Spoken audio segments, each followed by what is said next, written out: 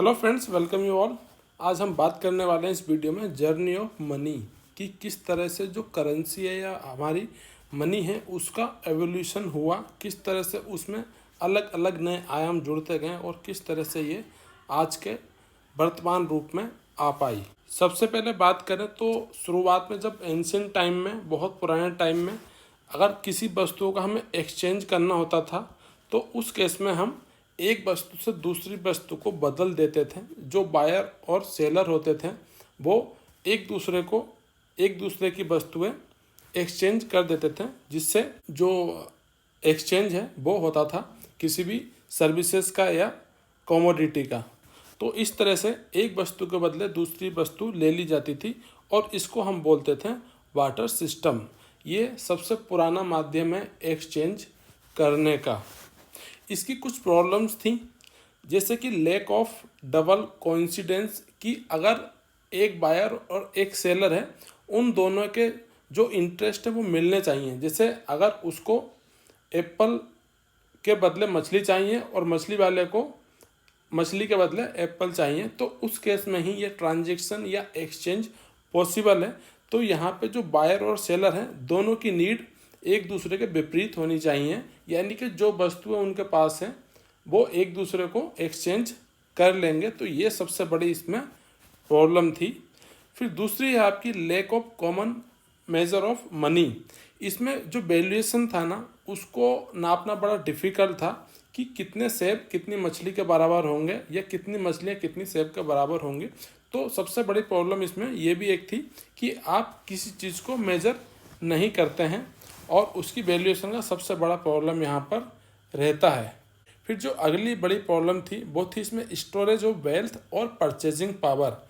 इसमें आप जो वेल्थ है या जो उसकी परचेजिंग पावर है पर्टिकुलर कमोडिटी की, उसको आप स्टोर नहीं कर सकते हैं। जैसे कि आज की डेट में आप अगर 1,000 रुपये अपने अकाउंट में डाल लें तो उसकी 1,000 रुपये की जो वैल्यू है वो स्टोर हो गई 1,000 रुपये के हिसाब से आपके अकाउंट में। इन फ्यूचर आप उससे 1,000 रुपये का कोई भी एक्सचेंज कर सकते हैं। तो ये जो खासियत थी वो इस बार्टर सिस्टम में नहीं थी। फिर जो अगली प्रॉब्लम है वो थी इसमें प्रॉब्लम ऑफ डिविजिबिलिटी।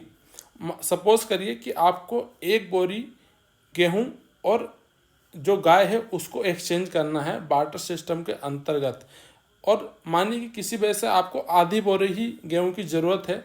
तो यहाँ पर ये नहीं हो सकता कि उसे आप आधी गाय काट के दे दें या आधी कोई दूसरी कमोडिटी काट के दे दें जो कि काटने लायक नहीं हो सकती। तो इस तरह से जो प्रॉब्लम है वो डिविजिबिलिटी की भी थी। तो मजबूरी में आपको क्या करना पड़ेगा, पूरी बोरी गेहूं की लेनी पड़ेगी और उसको गाय बदले में एक्सचेंज करनी पड़ेगी। तो ये भी एक बड़ी प्रॉब्लम थी कि इसमें आप पार्शियल अमाउंट या आंशिक उसका जो अमाउंट है वो नहीं ले सकते, आपको पूरी ही as a whole commodity exchange करनी पड़ेगी। तो इन सब प्रॉब्लम को ध्यान में रखते हुए फिर आगे जो सिस्टम आया वो आया गोल्ड का। तो जो यहाँ पर जो बार्टर सिस्टम था उसके बाद फिर गोल्ड के द्वारा जो वस्तु की थी वो खरीद फरोख्त होने लगी। गोल्ड को एक यूनिवर्सल करेंसी बनाया गया, उसके अगेंस्ट में जो कमोडिटी थी उनको खरीदा जाने लगा और इस तरह से जो गोल्ड का एज ए करेंसी एवोल्यूशन हुआ और डिफरेंट इसमें यहाँ पर एक्सचेंज होने लगे। अब इसकी भी एक प्रॉब्लम थी कि इसमें डुप्लीकेसी की बहुत चांसेस हुआ करते थे। जो ये गोल्ड एज ए करेंसी शुरुआत हुई तो इसमें आप जो नकली गोल्ड है या कम प्योरिटी वाला गोल्ड है उससे भी लोग करेंसी बनाने लगे और इस तरह से अलग अलग डुप्लीकेसी होने लगी। गोल्ड के साथ ही कुछ देशों में सिल्वर यानी कि चांदी के सिक्के भी चलने लगे और अलग अलग मेटल्स के जैसे कांसा, पीतल, इनके भी सिक्के चले। तो इस तरह से जो मेटल ने एक करेंसी का रूप ले लिया और उससे एक्सचेंज होने लगा।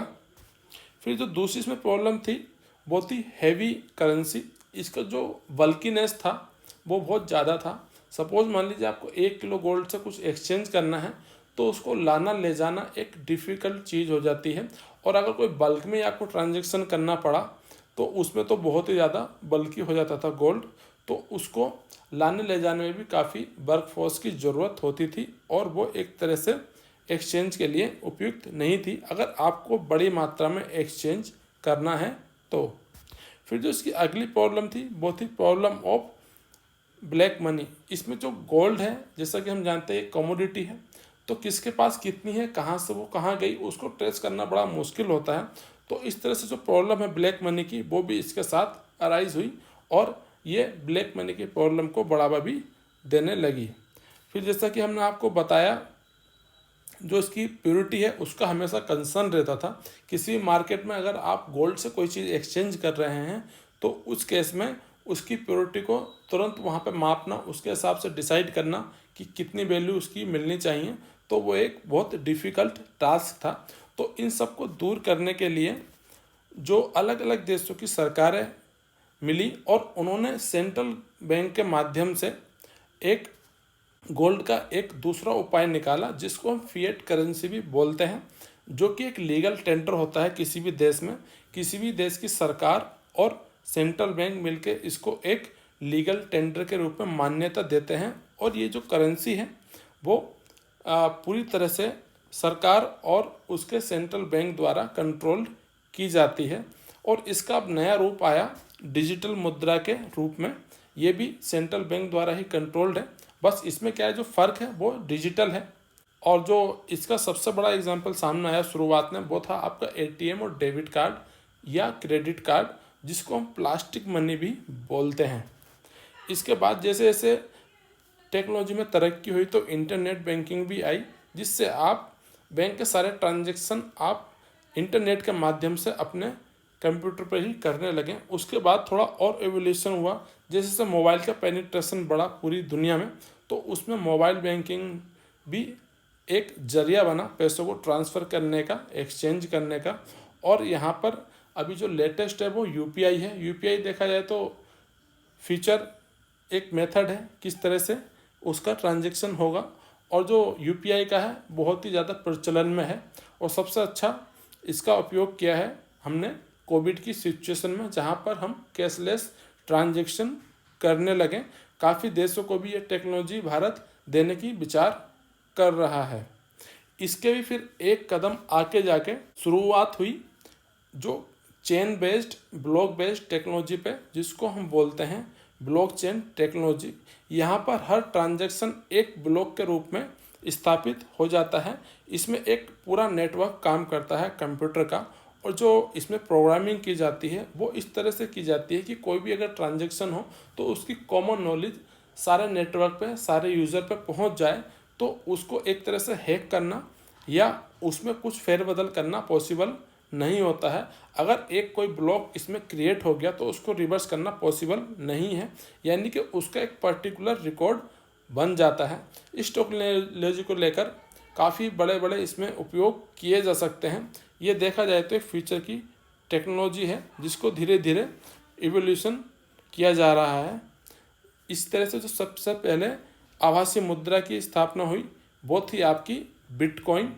बिटकॉइन देखा जाए तो एक बहुत ही जाना माना वर्ड बन गया आज की डेट में।